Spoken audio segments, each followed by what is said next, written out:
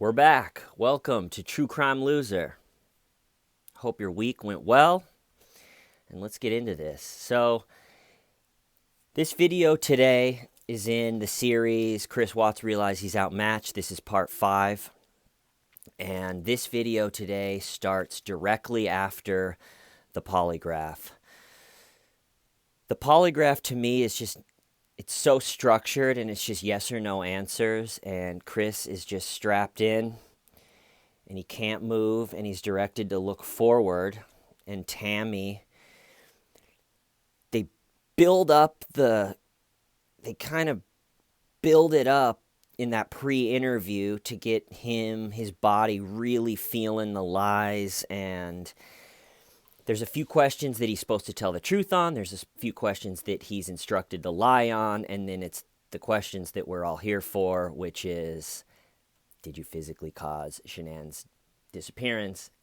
And are you lying about not knowing where they are? And they do it 3 times, and you should watch it. It's interesting. But this video, like I said, is going to... So they finish up the polygraph. Tammy unhooks him, leaves the room. Chris is just sitting in there. And he is looking like a beaten man at this point. I think he knows the hammer is coming. I think he totally underestimated how long and involved the polygraph was. And he's sitting there, and then Tammy and Graham come back in, the other FBI agent, and kind of the next round of your interrogation starts. They both come back in. It's a whole different vibe. Now that he's failed the polygraph, they tell him, they say, listen, Chris, it's obvious you were being deceptive on the polygraph. It's time. I think Tammy actually uses the phrase, it's time. The rubber meets the road.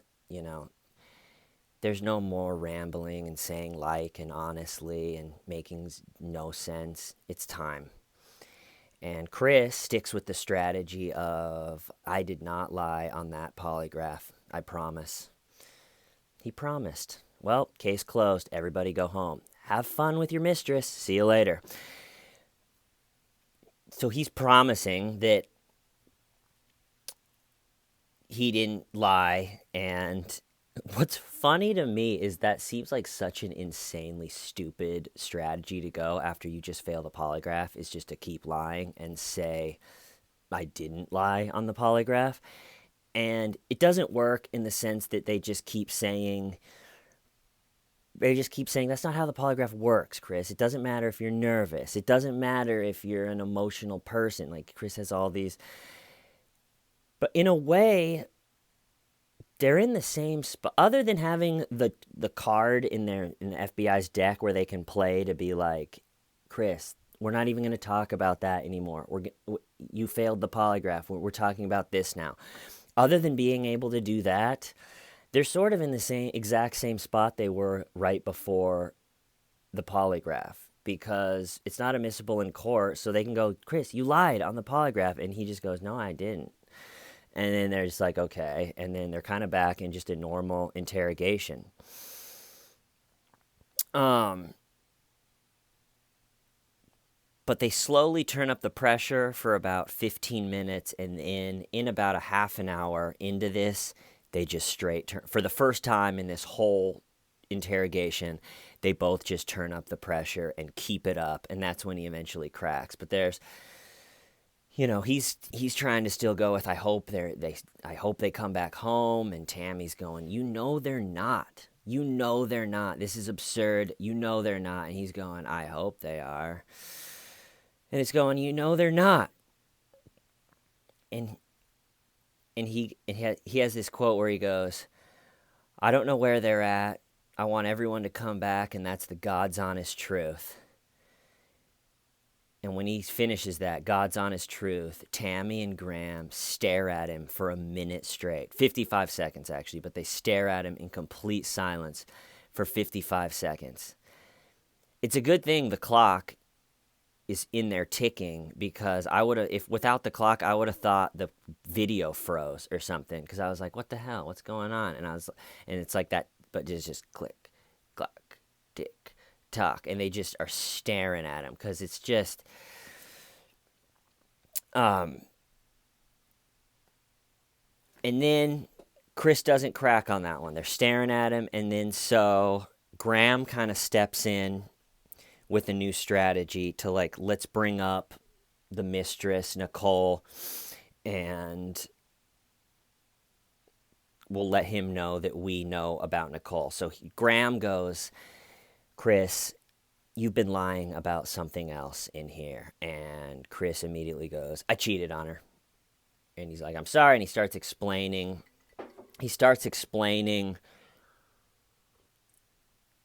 Nicole, and that's what he was hiding on the polygraph. And what's so funny is Chris goes, I don't want to get her involved. She's such a wonderful person.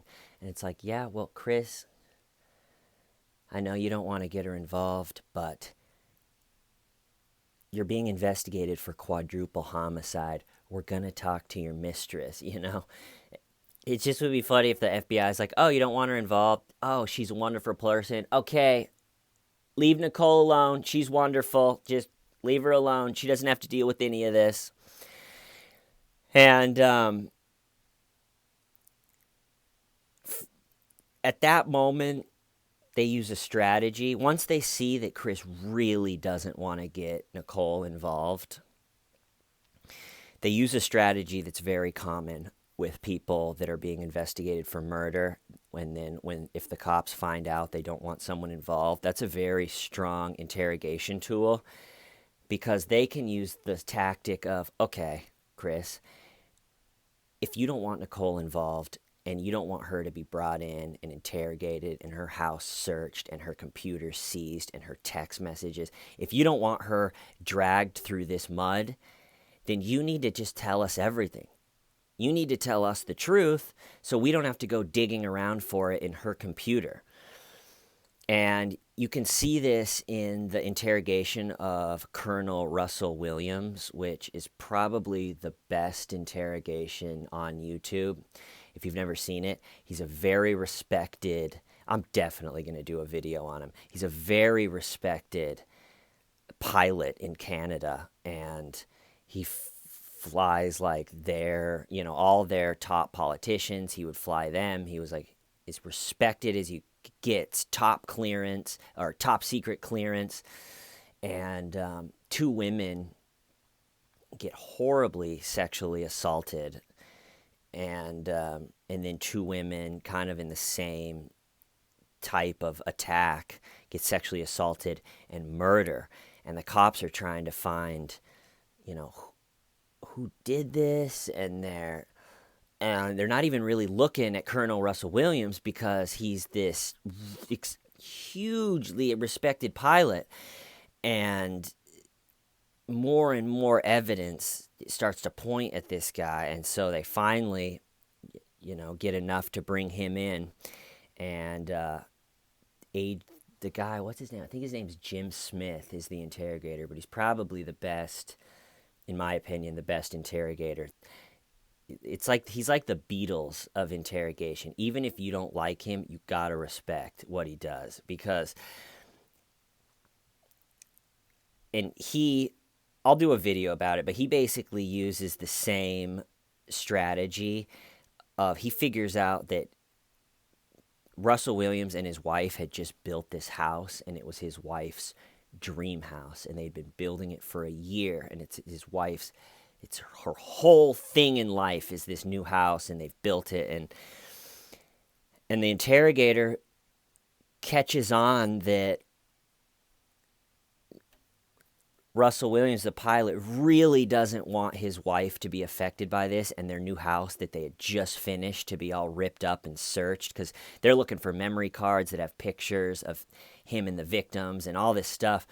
He stole a bunch of underwear. He's like an underwear weirdo, so he knows that the cops are going to just tear apart his house. So the interrogator's smart, and he goes, if you don't, if you don't tell us where all this stuff is, and if you don't start telling the truth, we're gonna be forced to rip the house apart. We have to. Your tires match the tires. Your boot prints match the boot prints. You have a connection to all these women. That's enough evidence. Russell, we have to go tear apart your wife's new house. And he confesses. He tells everything. And it's a very powerful because, and same as in this situation with Nicole, Chris, I don't think this was the strategy that made him confess, but it's just kind of tacking on because he's thinking, oh man, now Nicole's going to think. So funny.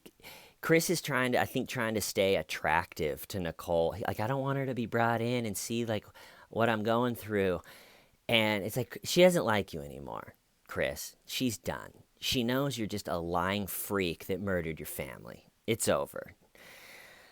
But at this point, and it's not the smoothest, but they just kind of go strategy after strategy at this point. And it's mostly Graham. He just goes with one strategy, and if it hits a dead end, he goes right for the other strategy. And I think that both Graham and Tammy are great interrogators. I really do. But I think Graham was a little off his game today. It was a little clunky. He was doing a lot of things like being like, Chris, I know you're going to tell the truth because you're a truth teller. And to me, it's kind of just like yawn, I almost think just staring at him in silence is a better strategy, just being like, who's a truth teller? You're a truth teller. Now tell me the truth. It didn't seem to be really working on him. But all right, so here's the strategies that they use. First, they tried, all right, you want us to leave Nicole out of this and you don't want us to go and, tear her life apart? Tell us everything. Didn't really work. And then Graham went for a new strategy. He went for the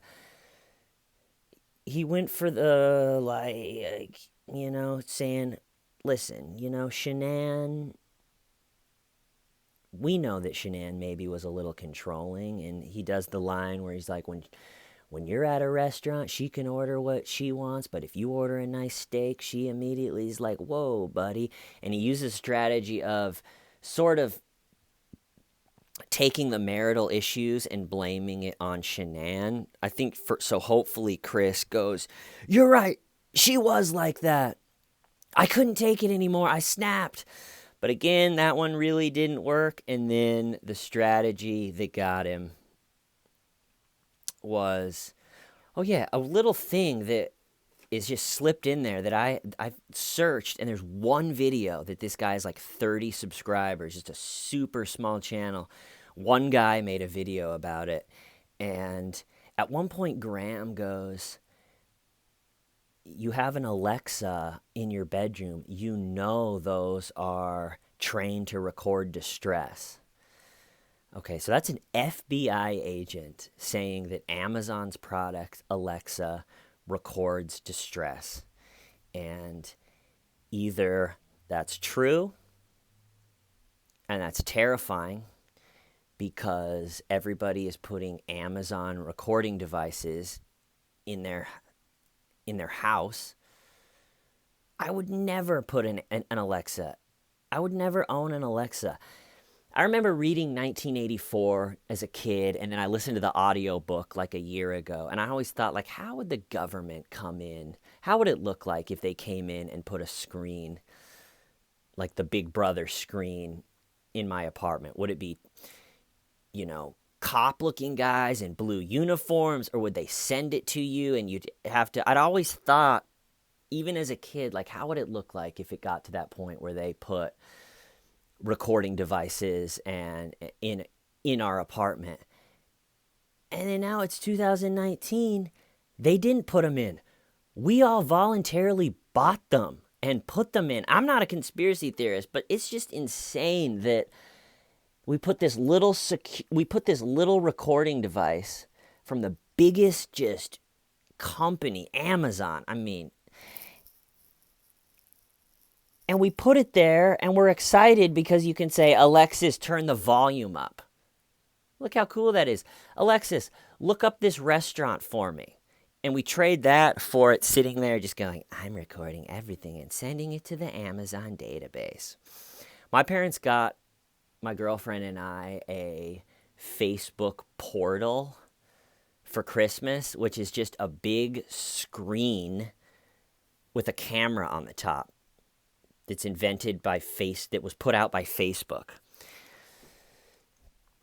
Facebook's never been ethical with the information they get.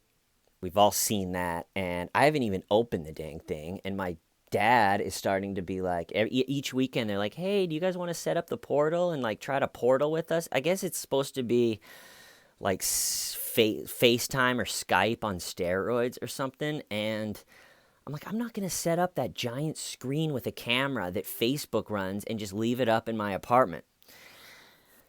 I think my dad's kind of bummed. He sent a text like, hey, if you guys don't want the portal, maybe just send it back and we'll take it back. And I'm like, oh, God, sorry, Dad. But maybe I am a conspiracy theorist, tinfoil hat, but I'm not putting an Alexa. I'm not putting one of those in my apartment. But anyway, so he kind of uses the strategy of, that recorded, Chris. We already got the recording. You might as well just say. Doesn't really work. I might do a whole video on that just line, where the FBI said they're trained to record. It could just be a lie too, and they just want Chris to. But it's pretty interesting. And then the strategy that cracks. Graham says, Chris, little Chrissy Poo. Your dad flew all the way across the country, and you're lying to him. You're lying to all of us, but you're lying to your dad, your hero, your best friend. And this is when Chris really starts to crack. He just is almost like a little kid in trouble. And this is also, I think they sense that, and this is also when they just turn up the pressure. For the first time in this whole big long interrogation, they just straight turn up the pressure, and they don't back off.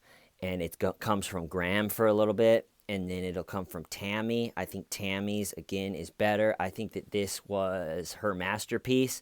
I think that Graham had a lot of great moments, but again, a few of the things just felt a little clunky from him.